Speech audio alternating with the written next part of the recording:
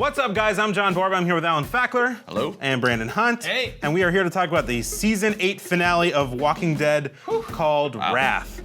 Which there was some debate about the worth of that title, which involved name-calling, directed at me. That was all him, and that was between you guys. You said there was no wrath. I thought there was some wrath. deficiency There was an of amount wrath. of wrath. Anyways. Maybe not the right show title. So there was a bunch of stuff that happened this episode. It was big. The main question, that is the result of a conglomeration of events, is what happens next? Woo, boy. So let's talk about why that is the big question. we did not get a time jump, which is what I wanted. Which you were repeating wanted over and to over and find out. over throughout the episode. And the season, or at least the first half, Yeah. was repeating over and over and over. Right. We did not get the Battlestar Galactica time jump, We did not. which I'm very sad about, Yeah. but it's okay. Or the Walking Dead time jump, for that matter. But we did move back in time. We saw a touching moment with Carl. I mean, saw baby Coral. Coral. Yeah, you know. That was not Carl. That was That was absolutely not Carl. And Shot that Rick's scene. hair was not that long back in saved the day. it for 8 seasons for this particular moment. Right. Yeah, but in the future, we're gonna get some changes. We're gonna get more of Negan, probably, most likely. Well, let's talk about that. Okay. Yeah. Let's talk about that. So the biggest thing out of this episode that I know a lot of show fans have been talking about all over the internet, Negan did not die, and I know you all wanted that to happen. He did not die. I am included, and I'm a big comic fan. Alan has not read the comics. No. Brandon and I have. Enjoy the show, but And I went into the episode thinking, I kind of wish they changed it up. I kind of hope they kill Negan and the world is different than it was in the comics. Sure. And then we got to that scene, and I was like, oh, it's gonna happen. And then he just slits Negan's throat, and I was like, oh, I kind of hope they don't kill him now. Yeah. You immediately said that. I mean, you were just like, Was it? now that he's gone, like I'm kind of bummed out. Yeah, and Wasn't then seeing him cry. no, seeing him cry. That was a weird scene. I mean, like staring down Rick, about to, and he got just a little choked up. Yeah. I mean, a little. well, and the I love you, man. I'm sorry. Dude. the future of Negan is so compelling, and I want to see the show kind of do that differently. Yeah, I sure. decided in the moment. Plus, it's Jeffrey Dean Morgan. Yeah. And He ain't he's- going anywhere. There's no reason to get rid of him. Biggest actor on the show, next to Michonne at this point, I guess. And he's done so many crazy things that it's like I want to see what crazy things he does next. Yeah. It was the events and the things that conspired during this episode were a little bit different in setting or kind of the way that they panned out or even the timeline. They didn't, for example, they didn't break Rick's leg, and in the future he has to walk with a cane forever because of Negan breaking his leg. Right. But we're mentioning more or less. This did stick to the storyline. Roughly.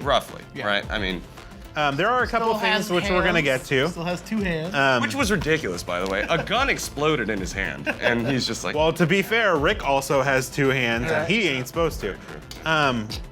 So, I think there are reasons that we're going to touch on that are why the time jump may not happen. We still don't know if it will or not.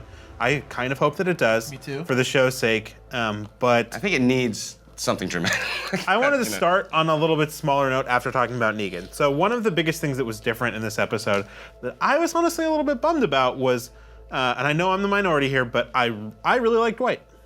Yeah. I like Austin Dwight. Emilio a whole lot. I think that he is a really good actor. He's got that mean bone structure. I didn't notice it until today, but that man has an angular face. Yes. He has very many bones. But he's had this great story of just like doing whatever it takes and then realizing that was just making things worse. Yeah. And he's had a whole lot of growth. He's had the story with his wife, which I'm really glad they touched back upon on this It episode. was touching, finding that letter. He's like I said, he's a redeemable character. He's a very Who would have fun thought, character by the way. to watch. Yeah. Right. I mean, yeah, who exactly. would've He was thought? such a scumbag. But I that mean, is like, fun as a viewer to watch, is to see a guy that's on one complete side of the wrong side to be on. The absolute bad guy. What's the D&D term? The chaotic evil. Yeah. And then go from kind of mid-range. He's still a little sneaky. Yeah. But he wants to be good. He A little wants sneaky. he wants to be good. And he was being genuine when he talked about Yeah, himself, and he called yeah. himself POS. You know, like there was. I feel like I trust the guy now, which Yeah. is weird. I think it's that note specifically that Right. made me really look forward to see what happens with him. Yeah. In the comics, he's left after these events in charge of the Sanctuary, and he kind of struggles with that, but he has a very interesting storyline. In this version, I almost wonder if Daryl is going to have some play in that spot while Dwight still has room to grow. Right. He talks about, Daryl kind of makes a gesture of forgiveness to some extent, but Dwight... I mean, see you later. Get out of here. Yeah. Yeah. I mean, Dwight, the thing that Daryl says to him is, go, make up for this. right. And Dwight feels like he has room to grow, and he leaves the episode on a positive note, feeling like he might have hope for the future now that he has the second chance and he can redeem himself. And I want to see that. Me too. I'm really glad that happened. Yeah. Um, Speaking of Dwight, man. Yeah, it's just Speaking I'm of- not a huge fan of Dwight. Speaking of Dwight and Maggie. And Yeah. Who else? and Daryl Daryl and Jesus, who took on a very Jesus-y role. Jesus-type role. I made a joke during this Until episode the end. of saying that after Jesus has his couple moments with Morgan, I was like, and there were only one the footprints on the beach that day. And Jesus definitely took the wheel this episode. Oh, dude, you did both. You did both jokes. He did the footprint joke and the wheel joke.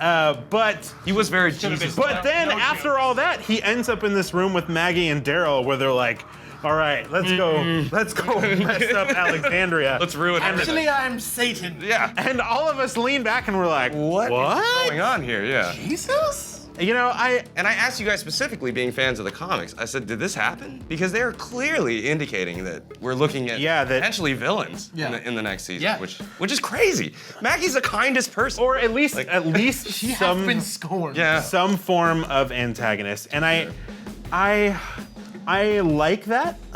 It's resolved in the comics that Maggie is not fulfilled with the results of this, but she kind of sees Rick's perspective, and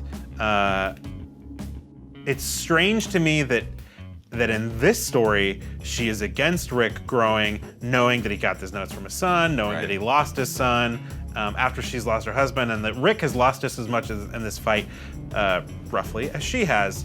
Not to put value on a husband's life versus a son's life, but What are you saying, man?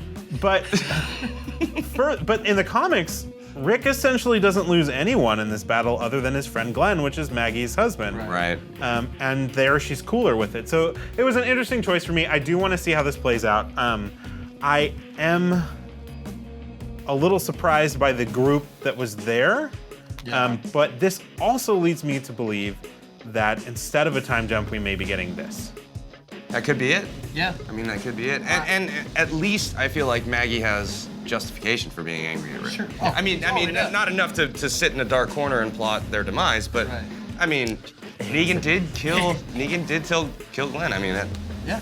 I could see why she was upset. That was a great performance. by the way. Maybe we get a bit of an extended story until Could be, mid-season yeah. finale when there could be the time jump. Maybe we get the time jump in episode 3 or 4. Right off the bat. Who It knows? happened in Battlestar Galactica. It sure did. I think that it's definitely worth exploring in the new season, but God dang it, I want the time jump. I want to see long. He was yelling at the Rick. screen. I want to Yeah. see long-haired Negan. I want to see everything. Okay? Yeah. But I need it. I'm with you. I think I really want that time Judge jump Judy still. Giff. But this Yeah, that- does, if we do spend time developing this whole Maggie faction, it does give us time for another fan theory, which is something that was running rampant on the internet about Jadis becoming the leader of a new group of enemies called the Whisperers, and that would develop into what happens immediately after the time jump in the comics. So are we gonna fill that time with Maggie being a bad guy and then Jadis developing herself into this other thing now that she's being brought into the fold? I think that's an interesting thing. I also think it buys time for the show to not catch up with the comics. Right. Sure. Yeah. But it is not necessarily my preferred outcome. I think I want the time jump. I don't think that's how it's going to turn out. Greg Nicotero got on there and shot down a whole bunch of theories. I remember a couple that, weeks yeah. ago, and that was one of them. But that could all be whichever way it goes. Misdirect. They are going out of their way almost to show you that she will be a player moving forward. Oh, totally. I mean, yeah. So she's a part of this now. There is that. Like, what is her role in this big chessboard of characters that we have? Exactly. So we'll definitely see. I think. It's possible. I do like that she went from this kind of like 3-word warrior type to kind of reverting back to, Anne. Anne. Anne. That's right. Yep. Her name is Anne. That was a great moment. Yeah, we'll see. Yeah. We'll see. So, to kind of tie things up at the end, as we're shooting this video, the premiere of Fear the Walking Dead Season 4 is happening, so that's why we're not discussing the events from that. But there is a moment between Jadis and Morgan, kind of putting Morgan on that path to where I see. So was that his grand send-off, though? I mean, is this the end? So that's my question. Is this the end of Morgan as we know it on The Walking Dead? So the cell that they were going to put Negan into rot was built by Morgan. And they don't tie those two things together in this episode. And I think that's either kind of a big plot benefiting misstep or plot harming misstep. Sure. Or they are going to use him a little bit in season 9. Yeah. And I can see that happening. Yeah, maybe. I think he still has a little bit more motivation to be sent into Texas, especially because he talks in this episode how he's going to stay where Jadis is at. Right. So I don't know. Overall, I think the biggest thing out of this episode is Negan's misdirect. Yeah. So let's just end talking about how our feelings of that are. So how do you feel about Negan sticking around? Yay.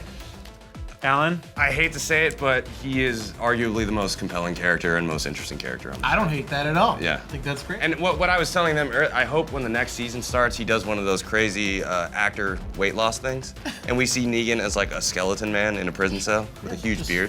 Pirate man. Yeah. Yeah, that'd be awesome. Having the benefit of knowing what happens in the comics, I think I also am a fan. Even though I initially said I wanted to see something different, I think I am a fan of him sticking around. Yeah. Let us know what you think in the comments below. We definitely want to check it out. And for all things Walking Dead, stick with IGN.